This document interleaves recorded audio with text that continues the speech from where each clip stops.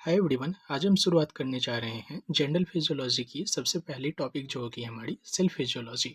सो ये हमारी जो है so specifically for NEET PG FMG and AIIMS INI CET के लिए है, जिसमें हम सबसे पहले एमसीक्यूज को डिस्कस करने जा रहे हैं जो है हमारी नीट पीजी 2021 से। So my question is fluid mosaic model of cell membrane was proposed by. First is a Schleiden and Schwann and second is a Singer and Nicolson, third है हमारा वाटसन एंड क्रिक और fourth है हमारी Golgi.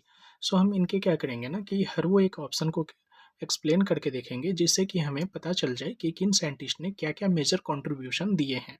तो आइए हम इनके जो है सो ऑप्शन को देखते हैं, जिसमें हमारा पहला ऑप्शन है सेल्डन एंड स्वान को लेकर के। सेल्डन एंड स्वान जी ने जो है सो हमारे सेल थ्योरी को दिया है और इनके एक्सप्लेनेशन को भी हम देख लेते हैं। एक्सप्लेनेशन कह रहा है कि they stated that all living are made up of cell. उन्होंने बताया कि सभी जीवित वस्तुएं कोशिकाओं से बनी होती है। और जो हमारी सेकंड है बी, सिंगर एंड निकोलसन, इन्होंने जो अपनी मेजर कंट्रीब्यूशन दी है फ्लूइड मोज़ेइक मॉडल को लेकर के, और ये कह रहे हैं कि they explained the structure of the cell membrane in 1972। उन्होंने कोशिका झिल्ली की संरचनाएं की व्याख्या की है। और जो हमारी थर्ड है ये जो Watson and Crick is a DNA structure, they proposed the double helix model of DNA. और जो हमारी फोर्थ है वो है Golgi. Golgi body is a he discovered the organelle responsible for packaging. तो हमारी क्वेश्चन को हम एक बार रीड करने की कोशिश कर रहे हैं। ये हमसे पूछी जा रही है कि fluid mosaic model of cell membrane was proposed by.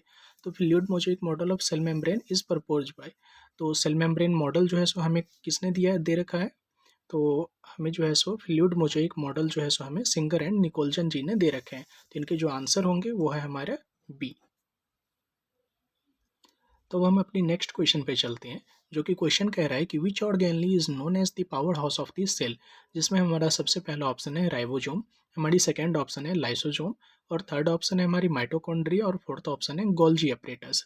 तो इन्हें भी हम क्या करेंगे तो एक्सप्लेन करके देखेंगे कि इनमें से कौन सी जो है सो ऑप्शन हमारी हो रही है, और वो भी किसके लिए, तो power house of the cell के लिए। ये हम स्टार्टिंग से ही पढ़ते आ रहे हैं कि power house of the cell mitochondria होती है।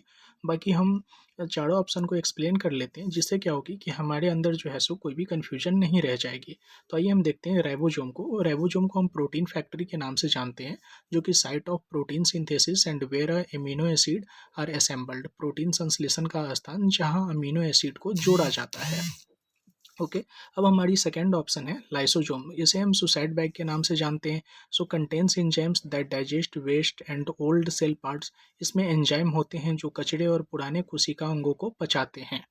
ओके। और हमारी जो थर्ड वाली होगी वो क्या होगी, माइटोकॉन्ड्रिया। माइटोकॉन्ड्रिया को हम पावर हाउस कहते हैं, produce energy ATP through cellular respiration. और जो हमारी फोर्थ होगी वो क्या हो जाएगी, तो गोल्जी ऑपरेटस। गोल्जी ऑपरेटस एक तरीके से पोस्ट ऑफिस कहलाती है। That means why post office, because package modifies and store proteins for transport. Post office को हम इसे जनरल लैंग्वेज के लिए यूज करते हैं, लेकिन ये इनका काम भी कुछ ऐसा ही है कि ये जो है ना स्टोरिंग का काम करता है और साथ ही ट्रांसपोर्ट का भी काम करता है। तो परिवहन के लिए प्रोटीन को पैक संशोधित और सॉर्ट करता है।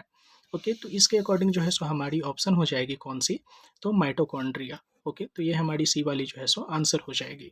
सो अब हम आते हैं अपने नेक्स्ट क्वेश्चन के ऊपर, जो है हमारी एक्टिव ट्रांसपोर्ट से रिलेटेड है। अगर हम सिर्फ अपने कॉन्सेप्ट में एक्टिव ट्रांसपोर्ट को और पैसिव ट्रांसपोर्ट को भी अगर हम समझने की कोशिश करें, तो एक्टिव ट्रांसपोर्ट का मतलब डायरेक्ट होता है कि इसमें जो है ना एटीपी की यूटिलाइजेशन होगी। तो इसी के अकॉर्डिंग हमें क्वेश्चन पूछा गया है एफएमजी 2019 की, सोडियम और potassium ATPase pump is transporter. तो इसमें क्या है ना कि हमें एक्चुअल रेशियो याद होगी तभी हम इन क्वेश्चन को सॉल्व कर पाएंगे। इसमें हमें एक्सप्लेनेशन से ज़्यादा कुछ हमें मिलने वाला नहीं है। तो क्या होती है कि जैसे एक पंप है, तो हमारे क्या है ना कि एक पंप में जो है सो सोडियम कितने अमाउंट में आ रहे हैं, मतलब कितने के संख्या में आ रहे हैं और कितने में जा रहे हैं, हमें ये चीज़ को देखना होगा। तो आइए हम इनको जो है सो एक्सप्लेन करते हैं, जो कि है कि mechanism of sodium potassium ATPase pump. Option A है 2Na plus out and 3K plus in. So incorrect हो जाएगी, क्योंकि एक्चुअल रेशियो के अकॉर्डिंग ये हमारी नहीं आ रही है। तो जिससे इसका एक्सप्लेनेशन होगा कि this is the reverse of the actual ratio. और 3Na plus out and 2K plus is in. तो इसका जो है ये क्या होगी, तो हमारी करेक्ट हो जाएगी। क्यों, क्योंकि ये एक एक्चुअल रेशियो को क्या कर रही है, तो इसमें जो है सो एक्चुअल रेशियो जो है सो आ पा रही है, जिससे क्या हो जाएगी कि for every ATP used 3 sodium ions move out and 2 potassium ions is moves in.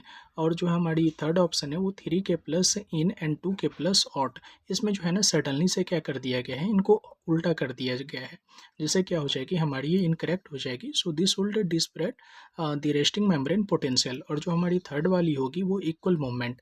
अब इक्वल मूवमेंट जैसा तो कुछ होता नहीं है, जिससे क्या हो जाएगा ये हमारी जो है सो इनकरेक्ट हो जाएगी। और the pump is electrogenic and meaning it creates a change and imbalance intentionally. So ये हमारी जो है सो क्या होगी, तो इनकी एक्सप्लेनेशन होगी, जिसके थ्रू क्या होगा कि हमारा जो ऑप्शन होगी वो हमारी जो है सो बी नंबर जो है सो ऑप्शन हो जाएगी। सो 3 Na प्लस हॉट एंड 2 के प्लस जो है सो हमारी इन करेगी। अब हम अपने नेक्स्ट क्वेश्चन को देखते हैं, जो है हमारी फोर्थ नंबर INA सेट से रिलेटेड है। 2025 की ये क्वेश्चन है हमारी। A child present with recurrent lung infection and salty sweet defect is most likely in which transporter protein. So sodium potassium ATPase है हमारा फर्स्ट ऑप्शन, सेकंड है cystic fibrosis transporter chloride channel, और हमारी सी है calcium pump, और fourth है aquaporin. तो हम इनके एक्सप्लेनेशन को देखते हैं, जिसमें कि सोडियम पोटेशियम एटीपेज जो है इनका रोल इन बॉडी होता है प्राइमरी एक्टिव ट्रांसपोर्ट, और इनकी explanation maintain cell resting potential और डिफेक्ट्स लीड टू न्यूरोलॉजिकल और cardiac issue not salty sweat. यह कोशिकाओं में नमक का संतुलन बनाए रखता है, इसकी कमी से तंत्रिका तंत्र की समस्याएं होती हैं, फेफड़ों का इन्फेक्शन नहीं। जबकि पूछा जा रहा है कि lung infection and salty sweet, तो हम इनमें जो है सो ढूंढने की कोशिश कर रहे हैं, जो कि हमारी अगर कॉलोनी फॉर्मिंग ट्रांसपोर्टर चैनल को अगर हम देखते हैं, तो ये है हमारा क्लोराइड ट्रांसपोर्टर और responsible for thin mucus and sweat reabsorption, और डिफेक्ट कॉजेज सिस्टिक फाइब्रोसिस। इनका जो है सो मीनिंग होगा, यह क्लोराइड का परिवहन करता है, इसमें खराबी से सिस्टिक फाइब्रोसिस होता है, जिससे पसीना नमकीन और फेफड़ों में बलगम जम जाता है। तो ये हमें जो है सो दिख रही है, बाकी हम रेस्ट टू को भी जो है सो एक्सप्लेन करते हैं। अगर मैं इनके थर्ड ऑप्शन को देखूँ कैल्शियम पंप को, तो कैल्शियम होम्योस्टेसिस का काम होता है इन बॉडी रोल, तो important for muscle contraction and bone muscle contraction and bone health, not related to sweat और सैलिनिटी और लंग म्यूकस। सो हमारी जो इनका हिंदी एक्सप्लेनेशन होगा कि यह मांसपेशियों के संकुचन और हड्डियों के लिए जरूरी है, इसका पसीना के खारेपन से कोई संबंध नहीं है। मैं अपने लास्ट ऑप्शन को देख रहा हूँ, जो है हमारा एक्वापोरिन। वाटर चैनल को क्या करती है, तो ये कंट्रोल करती है। So controls water movement defect usually cause diabetes insipidus is excessive thirst urination. यह पानी के परिवहन को क्या करती है, तो नियंत्रित करती है, और इसकी कमी से अधिक पेशाब आने जैसी बीमारियां डायबिटीज इंसिपिडस होती है। लेकिन हमें क्वेश्चन में क्या पूछी जा रही है कि child present with recurrent lung infection and salty sweet defect is most likely in which transporter proteins. So defect is most likely in which transporter protein. तो अगर मैं अपने सेकेंड ऑप्शन को देख रहा हूँ, तो ये क्या कर रही है कि क्लोराइड ट्रांसपोर्टर को कंट्रोल करती है, रोल प्ले करती है बॉडी में, जो कि responsible for thin mucus and sweat reabsorption defect cause cystic fibrosis. और यह क्लोराइड का परिवहन करता है, और इसमें खराबी से सिस्टिक फाइब्रोसिस होता है, जिससे पसीना नमकीन और फेफड़ों में बलगम जम जाता है। तो हमारी जो आंसर होगी वो क्या हो जाएगी, तो बी नंबर जो है सो हमारी आंसर हो जाएगी, CFTR क्लोराइड चैनल। इसमें डिफेक्ट से ही क्या होगा, तो lung infection and salty sweet. अब हम अपने नेक्स्ट क्वेश्चन को देखते हैं, जिसमें है कि a boy has a progressive muscle weakness due to absence of dystrophin. So dystrophin normally help in is ATP synthesize, muscle membrane stabilization, calcium storage और मायोसिन फॉर्मेशन। तो हमारी जो एक्सप्लेनेशन होगी, ये एक्सप्लेनेशन में ATP सिंथेसिस को देख लेते हैं। ATP synthesis mainly occurs in mitochondria through oxidation phosphorylation. Dystrophin is not involve in ATP production. तो ATP बनाता मुख्यतः कौन है, माइटोकॉन्ड्रिया का कार्य है, डिस्ट्रोफिन का ATP प्रोडक्शन से संबंध नहीं है। तो हमें जो आंसर चाहिए, जिसमें क्या होनी चाहिए कि डिस्ट्रोफिन की संबंध जिससे होनी चाहिए। हम अपने सेकंड ऑप्शन को देखते हैं, जो है कि मसल मेम्ब्रेन स्टेबलाइजेशन से, जो कह रही है कि dystrophin is connects muscle cytoskeleton to extra cellular matrix and stabilises the muscle cell membrane during contraction absence causes of the Duchenne muscular dystrophy. So क्या है कि डिस्ट्रोफिन मसल फाइबर्स की मेम्ब्रेन को स्टेबल रखता है और कॉन्ट्रैक्शन के समय उसे टूटने से बचाता है। इसकी कमी से क्या होती है, ड्यूसने मसल डिस्ट्रॉफी होता है। तो दैट मीन्स कि ये क्या कर रहा है कि बचा रहा है मसल को टूटने से, तो हमें पूछी भी जा रही है कुछ इसी तरीके से। तो हमारी ये जो है सो क्या है कि ऑप्शन हमें लग रही है कि यही होनी चाहिए। लेकिन अगर मैं थर्ड वाले को अगर मैं देख रहा हूँ तो ये है हमारा कैल्शियम स्टोरेज से, जो कि calcium storage is occurs mainly into the sarcoplasmic reticulum not by dystrophin. So calcium का स्टोरेज कौन करता है? सार्कोप्लाज्मिक रेटिकुलम में होता है, डिस्ट्रोफिन में नहीं। और हमारा जो फोर्थ है वो मायोसिन फॉर्मेशन है, जो कि कह रहा है कि myosin is contractile protein synthesised और separately dystrophin does not form myosin. So myosin एक कॉन्ट्रेक्टाइल प्रोटीन है जो अलग बनता है, डिस्ट्रोफिन इसका निर्माण नहीं करता है। तो अगर मैं अपने क्वेश्चन को समझूँ तो इसमें पूछा जा रहा है कि boy has a progressive muscle weakness due to absence of dystrophin. मतलब कि इसका हो गया कि डिस्ट्रोफिन क्या करी कि मसल को जो है सो वीकनेस से बचाए रखने के लिए जो है सो हमें ज़रूरी है, जो कि हमारी सेकेंड ऑप्शन जो है सो इसमें रिस्पॉन्सिबल है कि मसल मेम्ब्रेन स्टेबलाइजेशन। सो क्या हो जाएगी इसकी आंसर? सेकेंड हो जाएगी, क्योंकि ये क्या कर रही है तो डिस्ट्रोफिन को बनाए रखने का क्या काम कर रही है। हम अपने नेक्स्ट क्वेश्चन को देखते हैं जो है हमारा सिक्स है, INI सेट 2023 से है। So a patient is develops muscle fatigue and lactic acidosis due to defective oxidative phosphorylation, which organelle is primarily affected. कौन सी ऑर्गेनली इसमें पूछी जा रही है अफेक्टिव होगी? So lysosome, Golgi apparatus, mitochondria and peroxisome. So इनके एक्सप्लेनेशन को हम पहले देखते हैं। Lysosome is contains hydrolytic enzyme responsible for intercellular digestion and waste removal, और they are not involved in oxidative phosphorylation। So lysosome cell के waste material को तोड़ने का कार्य करता है, इसका ऑक्सीडेटिव फॉस्फोराइलेशन से संबंध नहीं होता है। जबकि अगर मैं सेकेंड ऑप्शन को देखूँ गोल्जी अपरेटस को, so Golgi apparatus is modifies package and transporter proteins and lipid, it does not produce ATP. So Golgi apparatus protein और लिपिड की पैकेजिंग तथा ट्रांसपोर्टर करता है, यह एटीपी नहीं बनाता है।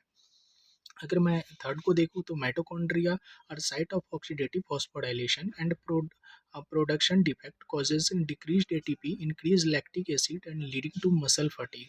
So mitochondria is oxidative phosphorylation और एटीपी प्रोडक्शन का मुख्य स्थान है। इसकी खराबी से क्या होती है तो एटीपी कम बनता है और लैक्टिक एसिडोसिस व मसल फटीग होती है।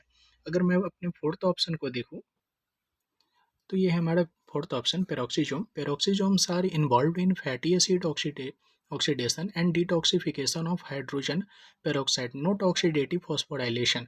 सो पेरोक्सीजोम फैटी एसिड मेटाबॉलिज्म और डिटॉक्सिफिकेशन में काम करता है। क्या करता है? डिटॉक्सिफिकेशन में काम करता है, और इसका ऑक्सीडेटिव फॉस्फोराइलेशन से भी क्या है तो सीधा संबंध नहीं होता है।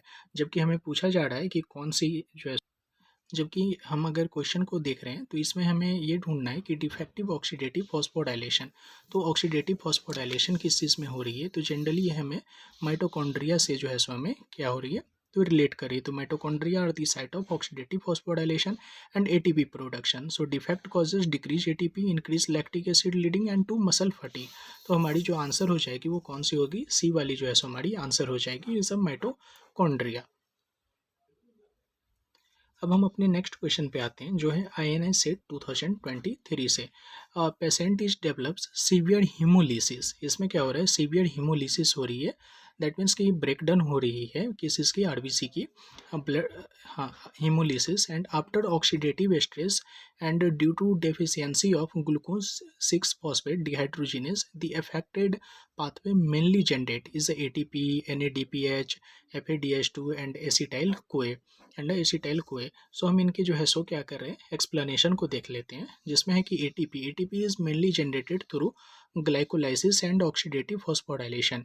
इनकी हिंदी को देखते हैं तो ATP मुख्यतः ग्लाइकोलाइसिस और ऑक्सीडेटिव फॉस्फोराइलेशन से बनता है। और जबकि NADPH को अगर मैं देखूँ तो G6PD pathway produce NADPH and which protects RBC from oxidative damage और G6PD पाथवे बनता है, और आरबीसी को ऑक्सीडेटिव डैमेज से क्या करता है तो बचाता है। तो ये हमें जो है इससे रिलेट हो रही है। बाकी हम रेस्ट 2 को भी पढ़ते हैं। तो ये है हमारा FADH2, जो कि FADH2 is generated in Krebs cycle not pentose phosphate pathway. FADH2 Krebs cycles में बनता है और पेंटोज फॉस्फेट पाथवे में नहीं। और जबकि अगर मैं देखूँ एसिटाइल कोए को, तो acetyl CoA is found from क्या है तो pyruvate metabolism. Acetyl CoA pyruvate metabolism से बनता है। तो हमें जो है सो क्वेश्चन में पूछी जा रही है तो क्वेश्चन में जो हमें प्रॉब्लम हो रही है एक पेशेंट को किस चीज़ की डेफिशिएंसी से, ग्लूकोज 6 फॉस्फेट डिहाइड्रोजिनेज के डेफिशिएंसी से। तो ये हमें NADPH से प्राप्त होगी, जो कि G6PD pathway produce NADPH and which protects RBC from oxidative damage. तो इनका जो आंसर हो जाएगा वो है हमारा कि कौन सा, बी नंबर जो है सो इसका आंसर हो जाएगा, जो कि है हमारा NADPH। अब हमारी अपनी नेक्स्ट क्वेश्चन है 9th number question, NEET PG 2022 की क्वेश्चन है। A patient with cyanide poisoning shows inability of cell to utilize oxygen, cyanide primarily inhibit so glycolysis, Krebs cycle, electron transport chain और protein synthesis. Cyanide एक तरीके की क्या होती है, poison होती है, और इनकी जो है सो पॉइजनिंग हो रखी है पेशेंट में। तो अब हम देखते हैं कि इनमें से जो है सो कौन सी ऑप्शन जो है सो होगी। तो एक्सप्लेनेशन है हमारा कि glycolysis is a glycolysis occurs in cytoplasm and is not directly inhibited by cyanide. So glycolysis cytoplasm में होती है और साइनाइड इसे सीधे इनहिबिट नहीं करता है। तो दैट मीन्स पूछी जा रही है कि कौन सी इनमें से साइकिल है जो कि साइनाइड को इनहिबिट कर रही है। तो ग्लाइकोलाइसिस तो हमारा यहाँ पे इनहिबिट नहीं कर रहा है। हमारी जो है सो क्रेब साइकिल है, Krebs cycle is indirectly affected due to ETC inhibition. ETC रुकने से क्रेब साइकिल में अप्रत्यक्ष रूप से प्रभावित होती है, मतलब सीधे तौर पे नहीं लेकिन अप्रत्यक्ष रूप से। मतलब कि यही है कि उम, अपना जो है सो थोड़ा बहुत रोल जो है सो इसमें क्या कर रहा है, तो प्ले कर रहा है क्रेब साइकिल। लेकिन हमें चाहिए कि जो पूरा रोल प्ले करे। तो अगर मैं इनके इलेक्ट्रॉन ट्रांसपोर्ट चेन को देखता हूँ तो ये क्या कर रहा है कि साइनाइड इनहिबिट साइटोक्रोम ऑक्सीडेज इन माइटोकॉन्ड्रियल ETC क्या कॉजिंग और हिस्टोटॉक्सिक हाइपोक्सिया। सो साइनाइड माइटोकॉन्ड्रियल ETC के साइटोक्रोम ऑक्सीडेज को इनहिबिट करता है, जिससे हिस्टोटॉक्सिक हाइपोक्सिया होती है। तो ये तो मुझे समझ आ रहा है कि इनमें जो है सो ETC पूर्ण रूप से क्या कर रहा है, तो पार्टिसिपेट कर रहा है किस चीज़ को, साइनाइड को इनहिबिट करने में। लेकिन हम फोर्थ वाले को भी पढ़ लेते हैं। तो हमारा फोर्थ वाला ऑप्शन है, ये है हमारा प्रोटीन सिंथेसिस है, कि protein synthesis occurs in ribosome and is not the primary target of cyanide. That means कि प्रोटीन सिंथेसिस जो है हमारा वो राइबोसोम में होती है और साइनाइड का मुख्य टारगेट नहीं है। तो हमारी जो सबसे टारगेटेबल ऑप्शन है वो कौन सी है हमारी, ETC। ETC क्या कर रही है, तो साइनाइड को जो है सो डायरेक्टली क्या कर रही है, तो इनहिबिट कर रही है। तो हमारी जो आंसर हो जाएगी वो कौन होगी, C number, electron transport chain. अब हम नेक्स्ट क्वेश्चन को देखते हैं। सो ये हमारी 10th नंबर क्वेश्चन है, INI सेट 2024 की है, जो कि क्वेश्चन कह रहा है कि a patient is develops severe dehydration due to defective water reabsorption channels in renal tubule and which membrane protein is affected. So first है हमारा CFTR, सेकेंड है हमारा एक्वापोरिन, और जो हमारा थर्ड है वो है सोडियम पोटेशियम एटीपेज, और फोर्थ है हमारा ट्रोपोनिन। तो अगर मैं CFTR को देखूँ तो CFTR is a chloride channel और इन्वॉल्व इन सिस्टिक फाइब्रोसिस। अगर हिंदी में देखें तो CFTR एक क्लोराइड चैनल है जो सिस्टिक फाइब्रोसिस में प्रभावित होता है। और जो हमारी एक्वापोरिन है, एक्वापोरिन एक water channel responsible for rapid water transport across membrane. तो ये मुझे जो है सो क्या है, तो लग रही है कि ये जो है सो हमारी आंसर होनी चाहिए। तो एक्वापोरिन पानी के ट्रांसपोर्ट के लिए विशेष चैनल होते हैं। और जो है हमारा थर्ड ऑप्शन है हमारा कि this pump is maintains a ionic gradient but in does not directly transport water. यह पंप आयन ग्रेडियंट बनाए रखता है लेकिन सीधे पानी ट्रांसपोर्ट नहीं करता है। और अगर हम अपने लास्ट ऑप्शन को अगर मैं रीड करूँ तो हमारा लास्ट ऑप्शन कहता है कि troponin troponin is involve in muscle contraction. So Hindi troponin muscle contraction में कार्य करता है, जबकि इनका वाटर्स के चैनल से इनका कोई रिलेशन नहीं है। तो हमने लास्ट ऑप्शन को भी देख लिया कि उनका जो है सो वाटर रीअब्जॉर्प्शन चैनल से कोई रिलेशन नहीं है। तो इसमें जो है सो हमारी रिलेटिव जो आंसर है, जो हमारा रिलेशन रखने वाला है कि aquaporins are water channel responsible for rapid water transport across membrane. तो हमारी जो ऑप्शन होगी वो कौन सी हो जाएगी, B number is aquaporins. Do like, share, subscribe and thank you.